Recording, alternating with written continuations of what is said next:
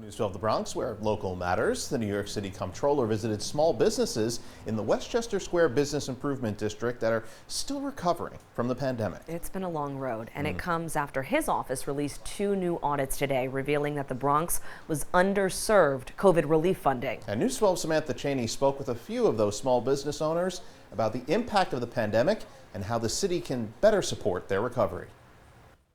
When COVID-19 hit Estrelita Poblana, it was a blow they thought they'd never recover from. There was days where it was like completely dead, no business whatsoever. After closing for multiple weeks and laying off more than half of their staff, they say they were desperate. We did try to apply for different things that, that were given to help out. But unlike many small businesses around the city, we didn't get any of that. And they weren't alone.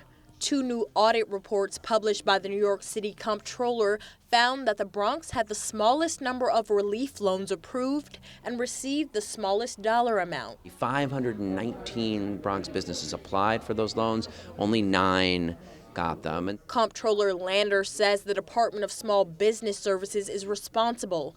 In March 2020, the department provided 404 small business continuity loans and just over 3,400 employee retention grants to small businesses.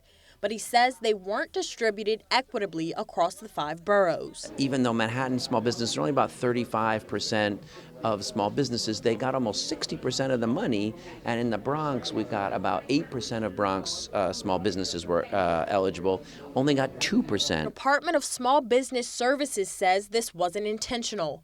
According to the department, the funds were dispersed on a first-come, first-served basis, and, quote, at the time there was no known geographic or industrial impact due to the pandemic. As a city, we should all be getting equal amount of help, not just, okay, like the rest of the boroughs and not us. In response to today's audit, the Department of Small Business Services say they have launched programs that will focus on low to moderate income areas.